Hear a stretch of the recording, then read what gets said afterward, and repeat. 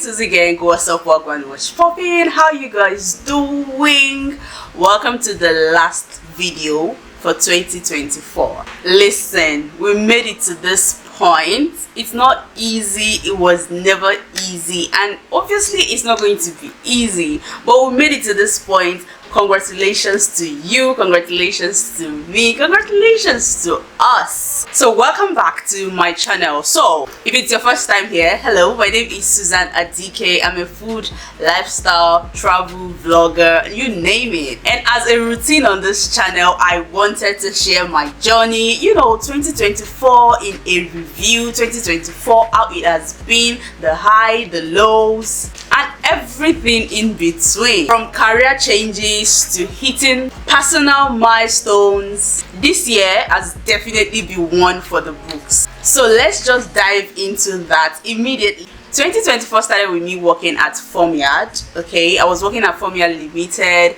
I had this Lebanese boss and amazing colleagues. It was quite challenging, but it was also rewarding at the same time, and it was like an amazing experience. I had the best team anybody could ask for. But regardless of the challenging and rewarding experience, I knew deep down that I was going to change. I needed to change, and I was going to move and leave the company eventually. March came with, one of the most beautiful moments of my life. I got engaged in March, 25th of March. It was a very magical day for me, coupled with the bouquet, like the flower bouquet that I got. I'm someone that I've never gotten a flower bouquet in my life. I mean, except the roses that we got when we were in secondary school, you remember, right? Those, red plastic roses. But that was like the first time I was gonna get a flower bouquet. And with the ring pop-up, will you marry me? And I said yes, because why not? I mean, yeah. That little moment reminded me so much about true love, the beauty of love, and how little gestures can just mean so much to me. Do you get? But as you see, life had a different plan for me later in the year, which I wasn't even aware of in the beginning of the year. April, May, June. April was pretty okay. I mean, it had its own craziness, but it wasn't that much. I dealt with it like the way I would. I mean, strong girl, right? And by May, I just knew it was time for me to take a leap. I quit my job at Farmyard.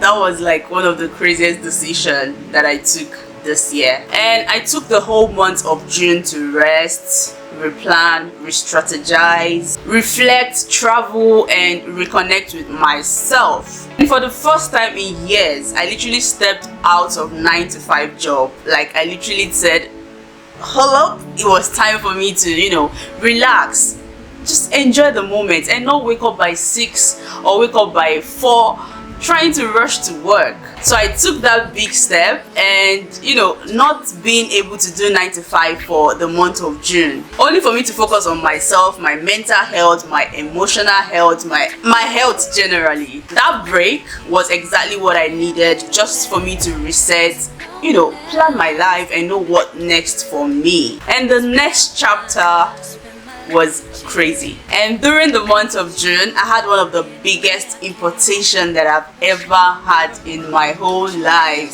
Since I started this importation business in 2018, if I'm not mistaken, June was just that month for me. And I also worked with a brand in Enugu. Yes, Enugu, because I traveled a lot during the month of June. I went to Abuja, I went to Enugu, I went to Ibadan, I went to a lot of places. July, August, and September. By July, I got this mouth-watering offer to work 9-to-5 again. I had to think. I thought about it for 2 weeks straight. I got the offer in June, right?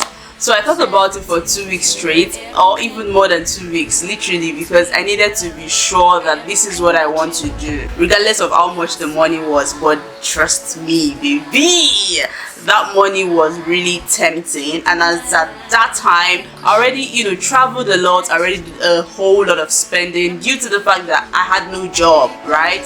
So I already did so much spending, and I just needed money. and this offer was cute and I could not say no. Okay, and I found myself evolving professionally again. I started working again, and I explored the role of HR operations specialist and a Chinese translator, which is the favorite part of it all. That transition was not easy, because for someone that just said I was not gonna go back to 9 to 5 and I jumped to 9 to 5 again. But trust me when I say that I have learned so much from this job. I have grown so much, like grown really much on this role, on this job. You know, the whole thing, the transitioning was just massive and crazy at the same time. September was my birthday, and in as much as I had so much, you know, plans for myself, from myself to myself. Okay, on my birthdays I don't have expectations, because I gift people a lot and I always get very little or nothing in return. So I just literally killed that thought that anything that has to do with gift for my birthday, I'm not expecting it. I'm not going to kill myself on that. I'm not going to expect from anybody. Either we have something in common or we are not doing anything. Even from my family, I don't get gifts, so I'm used to it. Do you get? So yeah, September was my birthday and the whole month was just there, you know. It had its ups and downs too, but we came through like October to December, which we are currently in December. Towards the end of this year, I faced the worst thing that I would not wish on my enemy.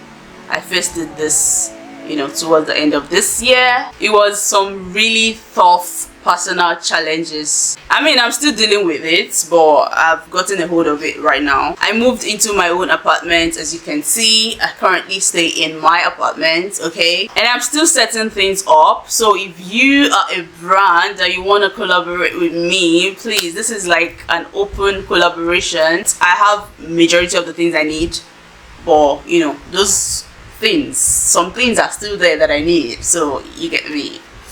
My phone got stolen in November. My phone got stolen, and that was a lot for me, because I was already dealing with family and relationship, and you know, it was just a lot. You guys, I almost, in fact I did, God just brought me back. Okay, I literally did, and God just brought me back. I attempted suicide. It was just a lot for me to undo. I mean, I'm just 27 and I have to deal with this and that and this and that, and I have to deal with work at the same time. It was so much for me that thinking about it now is, you know, trying to make me teary, but I thank God that I am much more stronger right now. And oof.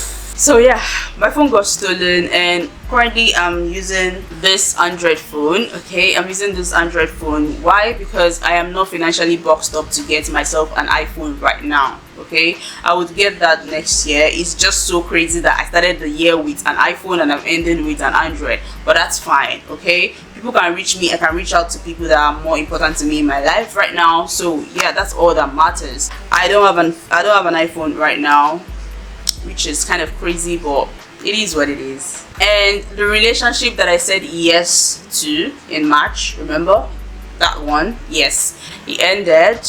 You know, it ended, and we give God all the glory, honor and adoration. Breakups are never easy. I thought this was my last bus stop, but God had other plans. Like I said, God had other plans for me, and ooh, my voice is shaking, but yeah, moving on is very necessary for my growth. Okay, so I am moving on, and so help me God. Yeah, on the brighter side, I started therapy because I really needed it at some point. You guys, I needed therapy so badly.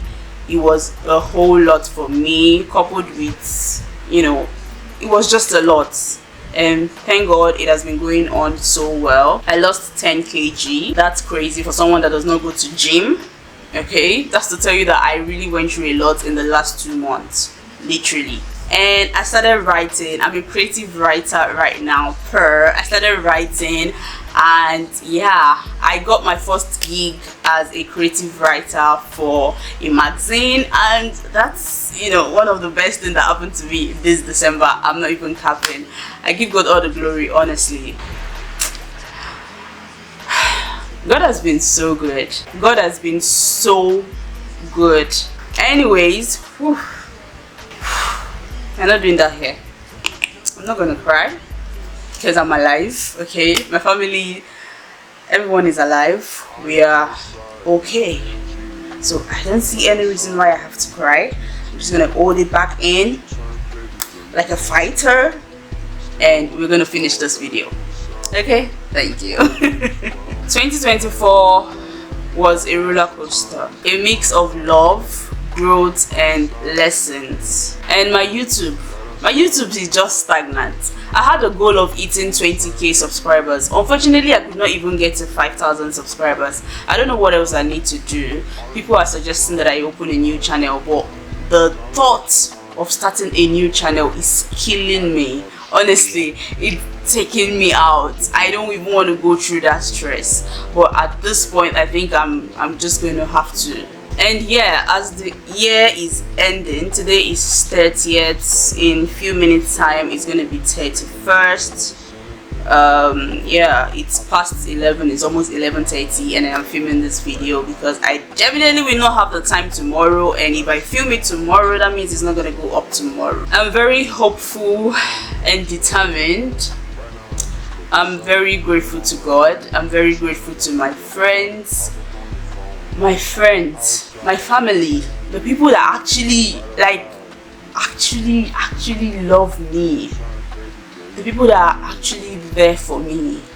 I'm grateful. Funny thing is, no matter how I even try to explain how 2024 was, I always, like, my voice is breaking again, I'll try not to cry. I always try to look at the brighter side.